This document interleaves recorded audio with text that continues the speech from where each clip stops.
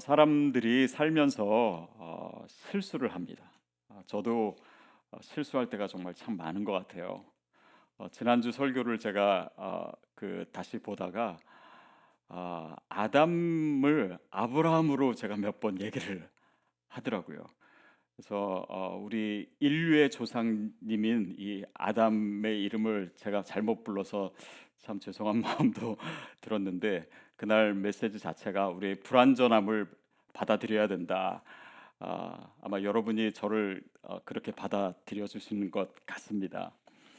아, 또 우리의 삶에 크고 작은 실수들이 많지요. 근데 때로는 큰 실수들이 있고, 또 그 실수로 인해서 실수로 끝나지 않고 우리 삶에 어려움이 찾아오는 경우도 있습니다. 특히 오늘 우리 시편 말씀을 읽으면서 다윗의 상황이 그랬습니다. 오늘 시편 말씀 3편 말씀은요, 다윗이 압살롬으로부터 도망가면서 지은 시편입니다. 근데 사무엘하 12장에 보면 다윗이 밧세바를 범하고 나서, 그러니까 큰 죄를 짓고 나서 선지자 나단이 찾아옵니다. 그러면서 다윗에게 한 말 중에 너의 집에 이제 재앙이 있을 것이다. 그리고 너의 적들이 백주에, 그러니까 대낮에 너의 아내들을 범하는 그런 일들도 있을 것이다. 그런 예언을 했어요. 근데 그 대적이 나중에 누가 된지 아십니까? 그것이 바로 압살롬, 다윗의 사랑하는 아들이었습니다. 그래서 압살롬이 반란을 일으키고, 또 그것으로 인해서 다윗이 울면서 도망가면서 지은 시편이 바로 오늘 시편이에요. 자, 그러면서 다윗이 어떤 생각들을 했을까요? 이렇게 우리 집안에 재앙이 임하고 어려운 일들이 있고, 또 대적이 나를 죽이려고 하고, 이 상황이 내가 지은 죄 때문에 일어난 것이구나라는 생각을 분명히 다윗이 했을 겁니다. 여러분, 우리가 실수를 하거나 죄를 지었을 때 우리는 보통 하나님이 나를 용서하시고, 또 나를 위해서 십자가에 달려 죽으신 그 하나님의 은혜를 주로 생각합니다. 그러나 또한 중요한 것은, 하나님은 공의의 하나님이시고 정의의 하나님이시기에 우리가 지은 죄에 대해서 그 죄가를 물으시고 또 벌을 내리실 때도 있다는 사실입니다. 어, 사실 우리의 삶에 그렇게 생각되는 일들이 많지요. 또 우리 삶에 어려움이 닥치면은 내가 뭐 잘못한 것이 아닌가라는 생각이 본능적으로 들기도 하고, 또 실제로 그런 것일 때도 있습니다. 근데 많은 사람들이요, 그냥 고난이 있거나 어려움이 있을 때 자기 잘못을 잘 생각하지 않는 분들도 있어요. 뭐 예를 들면 내가 직장을 잃었다. 그러면 왜 하나님 나에게 이런 고난을 주십니까? 또 뭐 하필이면 왜 납니까? 막 이렇게 얘기하는 하고 또 생각하는데, 사실은 회사에서 너무 게으르게 하고 또 정직하지도 않게 하고 뭐 이런 결과일 수도 있잖아요. 그래서 오늘 우리의 삶에 우리의 잘못과 우리의 실수와 죄를 우리의 현재 당하고 있는 어려움과 연결시킬 필요도 있는 것이죠. 그런 면에서 우리에게 있는 이 죄책감이 도움이 될 수도 있습니다. 그것은 하나의 경고의 역할을 할 수도 있고요. 또 내 삶을 돌아보게 할 수도 있고, 또 하나님 앞에 무릎 꿇고 회개하고, 또 내가 잘못한 그 사람에 대해서 또 내가 용서를 구할 수도 있겠죠. 그리고 내 죄를 스스로 컨트롤할 수 없는 상황이 되기 전에, 즉 악화되기 전에 내 죄를 멈추게 할 수 있는 역할도 우리의 죄책감으로 인해서 할 수가 있습니다. 그런가 하면 또한 우리의 죄책감은 나와의 관계에 있어 다른 사람과의 관계에 있어서 굉장히 부정적인 영향을 미치기도 하고, 또 나 자신과 다른 사람과 그 관계를 파괴하기도 합니다. 그래서 이 죄책감과 관련해서 우리 삶에 균형이 필요하지요. 근데 이 죄책감에 대한 우리의 삶의 태도 중에요, 크게 우리가 피해야 될, 그러니까 잘못된 형태들이 있습니다. 그것은 뭐냐면 특별히 내가 뭔가를 잘못하고 나서 그 결과로 내가 어려움을 당할 때 어떤 사람은 자기 자신을 너무 심하게 탓합니다. 그리고 자기를 비난하고 또 자기를 싫어하게 되고 혐오하게 되고 그 가운데서 헤어나지 못하는 사람들도 많이 있어요. 그런가 하면 또 어떤 사람은 자기의 책임이나 잘못은 별로 생각하지 않고 그냥 그것을 정당화하려고 해요. 또 변명하려고 합니다. 그리고 책임 전가, 그러니까 이렇게 된 것은 내가 아니라 다른 사람 때문이야, 어떤 환경 때문이야. 그래서 그 책임을 전가하는 모습을 보여주기도 합니다. 근데 이 스카펙이라고 하는 정신 분석학자는 이 두 가지 형태를 모두 다 일종의 정신병이라고 하더라고요. 그러니까 자기를 너무 탓해서 거기서 헤어나지 못하는 것을 신경증이라고 하고, 또 자기 책임은 생각하지 않고 남 탓만 하는 사람, 그 사람을 가리켜서 성격 장애라고도 합니다. 그러니까 신경증은요, 너무 많은 책임을 지려고 하는 거예요. 그러나 성격 장애는 책임을 지지 않으려고 하고 다른 사람에게 다 그것을 넘기려고 하고, 또 이 신경증은 그렇게 해서 자신이 비참해지는 것에 반해, 또 성격 장애는 자신을 빼고 다 다른 사람들을 비참하게 만드는 형태입니다. 근데 첫 번째든 두 번째 형태든 모두 다 자기 자신에게 하지 않아야 될 그 일들이고 또 표현들이지요. 자, 그런 면에서 오늘 시편이 우리에게 전하고자 하는 굉장히 중요한 메시지가 있습니다. 그래서 오늘 본문을 우리가 읽을 때요, 다윗을 통해서 말해지고 있는 부분과 함께 또한 다윗이 뭘 안 하고 있는지 그것을 우리가 볼 필요가 있습니다. 우리 1절, 2절 말씀 같이 읽겠습니다. 시작. 여호와여, 나의 대적이 어찌 그리 많은지요. 일어나 나를 치는 자가 많으니이다. 많은 사람이 나를 대적하여 말하기를 그는 하나님께 구원을 받지 못한다 하나이다. 다윗이 자기의 그 상황을 주님께 아뢰고 있습니다. 그러면서 대적이, 나를 공격하는 사람이 이렇게 많습니다라고 하는 표현을 여러 번, 세 번이나 반복해서 쓰고 있어요. 자, 이렇게 상황의 어려움을 얘기하고 있는데 특이한 점은 다윗은 자신의 죄로 인해서 벌어진 이 어려운 상황에서조차 자기 자신을 비난하고 있지는 않습니다. 이것은 뭐 다윗이 뭐 죄를 회개하지 않았거나 죄를 기억하지 않거나 자기 죄가 아무것도 아니다라고 여기는 것은 아닙니다. 사실은 이 밧세바를 범한 다음에 시편 51편에 보면은 정말 다윗이 얼마나 괴로워했는지, 하나님 앞에서 어떤 회개를 했는지 그런 모습들이 많이 나와 있어요. 자기 자신의 죄를 인정하고 또 회개하고, 아니면 자기 자신의 범한 죄에 대한 어떤 그런 책임을 졌을 그런 행동들도 아마도 있었을 것입니다. 그러나 자신의 죄와 자신의 그 실패와 역경 속에 계속 머물러 있지 않는 모습이에요. 여러분, 이것이 중요합니다.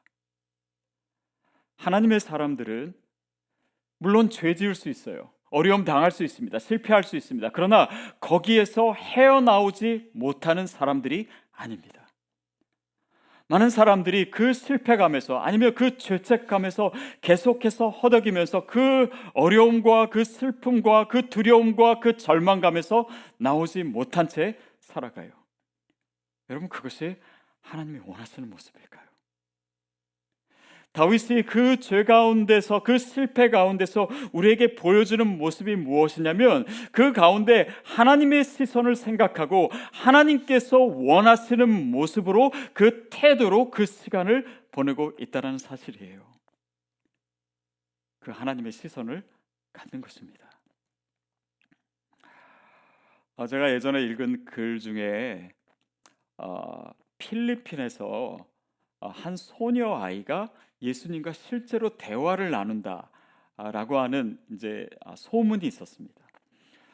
그래서 이 마닐라에 사는 이 대주교가 신부 한 사람을 그 마을로 보냈어요.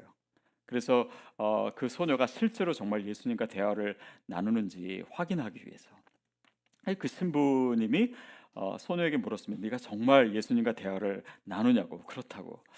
그래서 그거를 좀 테스트해 보기 위해서, 그러면 내가, 그 신부님이 지난주에 고해성사를 했는데 내가 어떤 죄를 고백했는지를 네가 다음에 예수님과 얘기할 때 한번 물어보라고.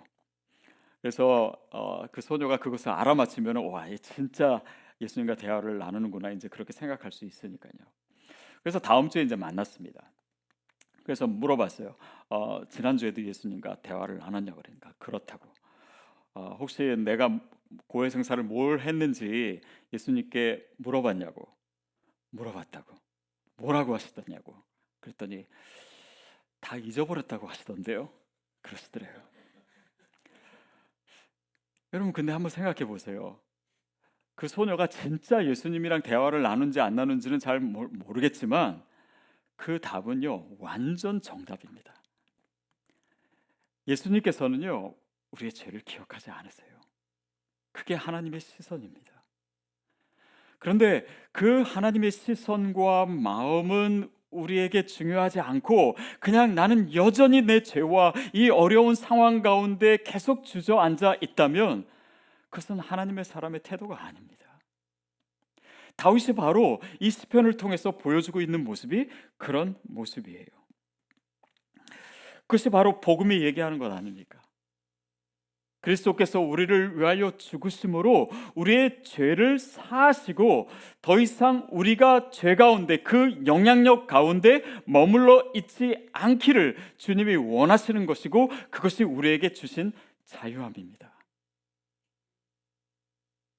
또한 다윗은요, 이 시편을 통해서 자신뿐 아니라 다른 사람을 비난하고 있지도 않아요. 더욱이 지금 자신을 배반하고 자신을 죽이려고 하는 아들 압살롬에 대해서는요, 언급조차 하고 있지 않습니다. 심지어 다윗은 그 아들을 사랑하는 것을 그 상황 속에서조차 멈추지 않습니다. 실제로 압살롬이 죽었을 때 다윗이 얼마나 슬퍼했습니까? 차라리 내가 죽었어야 되는데, 네가 살았어야 되는데, 이 압살롬의 잘못과 자신을 죽이려고 하는 그 모든 상황에도 불구하고요, 다윗은요 결코 압살롬을 미워하지 않았습니다. 물론 아들이니까 그랬겠죠. 그렇지만 그 마음 가운데 그 미움과 분노를 갖지 않도록 하나님께서 지켜주셨어요. 저는 그것이 하나님의 또 한 가지의 보호하심이라고 생각합니다. 한 번은요, 제가 제 아내랑 이제 차를 타고 어디를 가는데 거의 도착했어요. 그래서 제가 그 건물을 찾아야 되는데 어딘지를 잘 모르겠어가지고 이 운전을 하면서 굉장히 많이 주춤거렸던 적이 있습니다. 근데 이제 그때 제 뒤에 있는 차가 갑자기 제 앞으로 오더라고요. 그러면서 이제 손으로 제가 가야 될 곳을 가르쳐 주더라고요. 그래가지고 제가 너무 고마웠습니다. 내가 이렇게 헤매고 있으니까 이렇게 도와주는 사람도 있구나. 그렇게 제가 얘기했더니 제 아내가 그게 아니라는 거예요. 그게 아니라 그 사람이 지금 내 앞으로 와서 손가락 욕을 하고 간 거라는 거예요. 이게 생각해 보니까 그거더라고요. 그래서 이제 제 아내랑 한번 웃은 적이 있었는데, 어떻게 보면 하나님이 제가 그것을 못 알아차리게 해서 저로 하여금 미워하지 않도록, 화나지 않도록 해주신 것이 아닌가도 싶고요. 또 그런 적이 생각해 보니까 제 삶에도 참 많았던 것 같아요. 저는 이렇게 누군가 저에 대해서 기분 나쁜 얘기를 했을 때 그때는 잘 못 알아들을 때가 있어요. 집에 와서 생각해 보면 기분이 나빠요.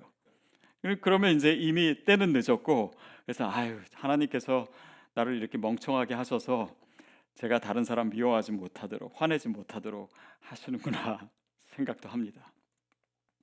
여러분, 우리가 다른 사람을 미워하지 않고 원망하지 않고 탓하지 않는 것도요, 하나님의 은혜입니다. 하나님은 우리의 감정도 지켜주세요. 우리의 관계도 지켜주세요. 하나님께서 우리의 삶을 인도하실 때 우리의 삶에 있는 이 어려운 상황에서 다른 사람을 비난하지 않게 하심으로 내 삶에 어떤 물리적인 보호뿐만 아니라 나의 정서적으로, 나의 영적으로, 나의 모든 관계 가운데서도 나를 지키시고 계십니다. 그게 또한 다윗의 모습이었어요. 그래서 다윗이 쓴 이 시편을 보면은 다른 사람을 비난하는 대신 오늘 1절, 2절에서 나를 공격하는 이들이 많습니다. 이렇게 얘기하고 또 내가 하나님께 구원을 받지 못한다 합니다. 다른 사람들이 나에 대해서 얘기하기를. 그러니까 이 표현들을 보면요, 그냥 하나님께 아뢰는 거예요. 어떻게 보면 하나님께 다른 사람들이 지금 나한테 이렇게 얘기한다고 하나님께 고자질하는 것처럼도 느껴집니다. 그러니까 이 가운데 다윗이 가졌던 하나님과의 관계, 하나님과의 친밀함이 이 시편 3편 가운데 표현되지 않지만 너무나 선명하게 드러나고 있는 거예요. 그리고 처음에 그렇게 힘들어하고 어려워하는 이 다윗에서 나중에 갈수록 뒤편으로 갈수록 회복된 모습을 보여줍니다. 그것을 보여주는 또 다른 표현이요, 2절 끝에 있는 셀라라고 하는 표현이에요. 오늘 시편에서 3번이나 나오는데요, 이 셀라는 사실 읽는 것이 아니라 잠시 멈추는 것입니다. 멈추면서 이 상황으로부터 잠시 떠나서 하나님을 떠올리는 시간이에요. 이게 바로 다윗의 시편에 있어서 굉장히 중요한 비밀과도 같은 것입니다.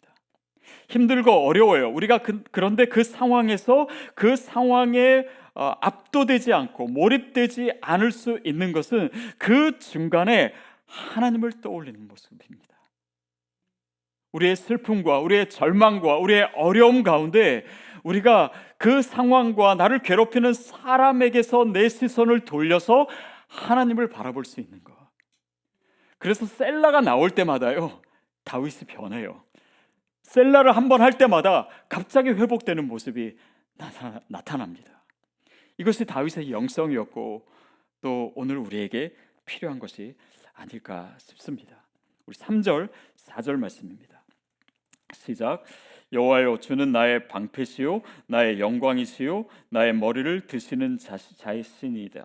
내가 나의 목소리로 여호와께 부르짖으니 그의 성산에서 응답하시는도다. 여러분, 우리가 죄지었을 때 또 죄로 인해서 우리가 실패하고 어려움이 왔을 때 정말 중요한 것은 이 다윗처럼 그의 시선을 나 자신과 다른 사람에게만 두는 것이 아니라 하나님께 두는 것입니다.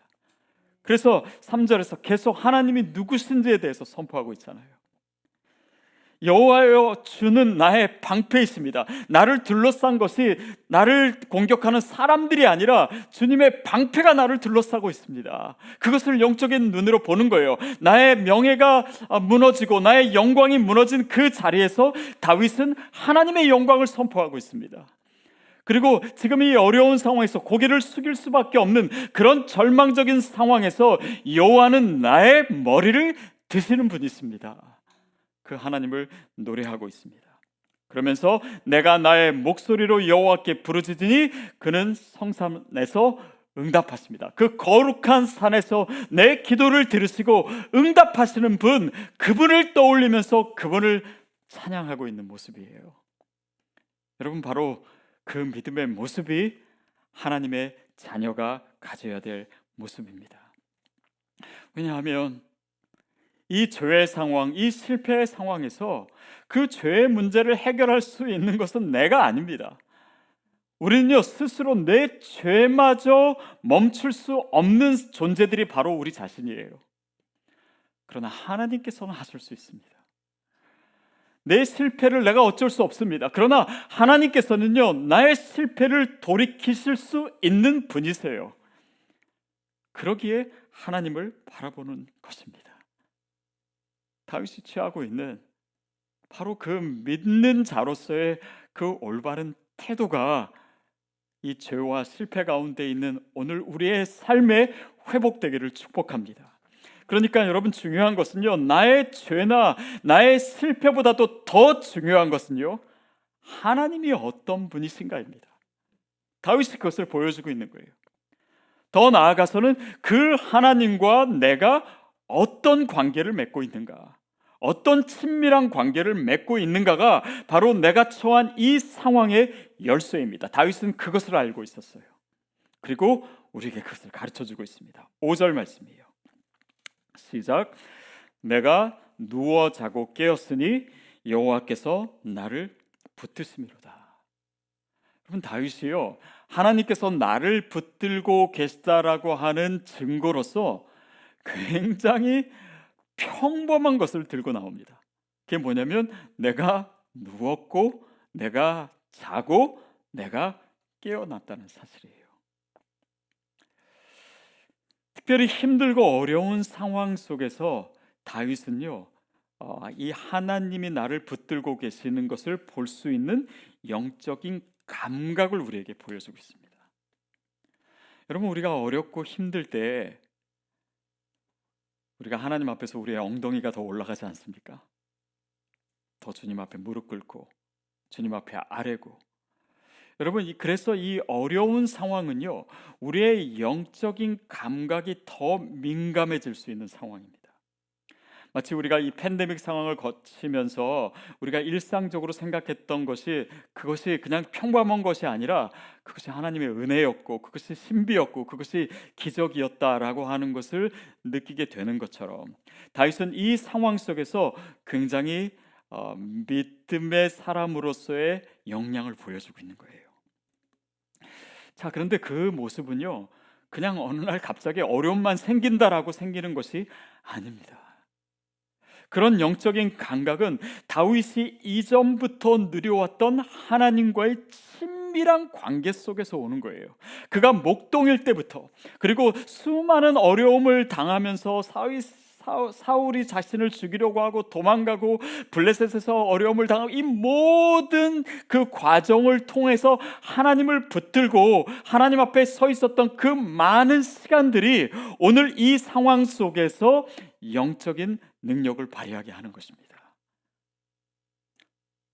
그렇기 때문에 우리가 말씀과 기도의 자리에 늘 있어야 되는 거예요. 그것을 통해서 하나님과의 친밀한 관계를 누리는 것은 오늘 우리에게 있어서도 중요하지만 우리에게 닥칠, 우리의 앞으로의 삶에서 일어날 수 있는 그 모든 상황 속에서 우리로 하여금 다시 일어나게 하는 능력이 되는 것입니다. 여러분, 그 하나님과의 친밀함이 우리 모두에게 있게 되기를 바랍니다.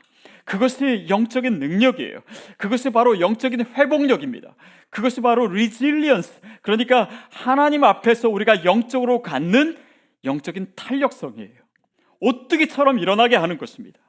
그것을 위해서 날마다 우리가 지금 일상 가운데서 하나님이 나를 지키고 계시고 내 삶의 임재에 계신 그 증거들을 볼 수 있는 감각을 키워나가야 우리가 어떤 상황이든 일어날 수 있는 것입니다. 그래서 오늘 우리가 예배하고 또 우리가 말씀과 기도 가운데 있는 이 모든 시간들이 이 영적인 신경세포를 우리로 하여금 갖게 하고 또 활성화하게 하는 것이죠. 여러분, 그런 믿음이 왜 중요합니까? 매일매일 하나님과 교제하면서요, 이 신앙이 있다라고 하는 것은 그 하나님이 나에게 있어서 더 중요한 존재가 되어가는 것입니다. 그러니까 어려운 상황에 처해서도 우리가 하나님 관계를 못 누리면은 내 상황이 나를 압도해요. 그러나 하나님이 내 인생에 있어서 이미 중요한 존재가 된 우리들은요, 그 상황 가운데 하나님의 얼굴을 구합니다. 그 얼굴을 구한다는 건 뭐예요? 그 상황 속에서 하나님의 표정을 읽어낼 수 있는 거예요. 내가 죄인임에도 불구하고 하나님께서 나의 모습을 보시면서 여전히 사랑하시는 그 표정을 볼 수 있는 것입니다. 내가 죄 가운데 있고 내가 실패 가운데 있지만 하나님께서 나를 어떻게 붙들고 계신지를 그 상황 속에서 볼 수 있고, 그 하나님의 시선이 나에게 더 중요하기 때문에, 내 인생에 있어서 더 중요하기 때문에 그 상황 자체가 그 관계를 무너뜨리지 못하는 그 믿음의 상태 가운데 있는 거예요. 마치 우리의 자녀가 방금 엄마 아빠한테 혼나고 나서도 그냥 아무 일 없었던 것처럼 있는 것처럼, 자신이 뭔가를 잘못했고 그런 상황이 있었지만은 부모와의 관계는 그런 것들로 인해서 없어지는 것이 아닙니다. 그냥 몇 가지 사건으로 인해서 다 무너지는 관계가 아니에요. 하나님과의 관계도 마찬가지고, 그 하나님이 그렇게 나의 방패 되시고 나의 영광이시고 나의 머리를 드시는 분이시다라고 하는 그 확고한 믿음이 있기에 그 주님과의 친밀한 관계 속에서 오늘 그 영적인 회복력을 누리고 있는 것입니다. 우리 모두에게 그 믿음이 있는 줄 믿습니다. 여러분, 이런 모습을 보면서 하나님이 얼마나 기뻐하셨을까요? 다윗의 이런 모습이 너 철없다가 아니라, 그래 그렇지, 네가 나와 누리던 그 친밀한 관계 안에서 네가 나를 신뢰하고 있구나, 그 믿음 가운데 견고히 서 있구나, 그것이 바로 하나님의 뜻이고 하나님이 기뻐하시는 모습입니다. 그리고 그 다음 구절을 통해서 이 모습이 계속해서 확인되고 있는 거예요. 6절 7절 말씀입니다. 시작. 천만인이 나를 애워싸 진친다 하여도 나는 두려워하지 아니하리이다. 여호와여 일어나소서, 나의 하나님이여 나를 구원하소서. 주께서 나의 모든 원수의 뺨을 치시며 악인의 이를 꺾으셨나이다. 천만인이 나를 둘러싸 있을지라도, 진을 칠지라도 내가 두려워하지 않겠습니다. 적이 많다는 얘기를 여기서 네 번째 하고 있습니다. 그런데 여기서의 의미는요, 앞에 세 번과 전혀 다릅니다. 마치 견고한 성 안에 있으면서 성 밖에 있는 적들의 수를 비우는 것 같은 그런 담대한 모습으로 표현하고 있어요. 그러면서 나는 두려워하지 않을 것이다. 마치 어떤 어린아이가 자기 친구들이랑 싸우고 있는데 친구들이 막 자기를 다 공격하고 있는 이 상황 속에서 그 뒤에 아빠가 오신 거예요. 그러니까 얘가 갑자기 태도 변하면서 니네 뭐 떼거지로 다 덤벼, 난 두렵지 않아. 왜? 내 아빠가 옆에 있으니까. 이분이 우리 아빠야 라고 얘기하는 아이 같은 태도를 다윗이 취하고 있는 것이에요. 그러면서 하나님께 더 담대하게 얘기합니다. 여호와여 일어나소서, 여호와여 나를 구원하소서. 주께서 나의 모든 원수의 뺨을 치시며 악인의 이를 꺾으셨나이다. 이 표현을요, 다윗은 과거로 표현하고 있습니다. 이미 일어난 것처럼 앞으로 일어날 일들을 내 눈에 보이는 것보다 더 확실하게 선포하는 그 믿음이 다윗에게 있었고, 또한 그 믿음이 오늘 우리에게 있어야 될 줄로 믿습니다. 그리고 8절 마지막 절로 갑니다. 시작.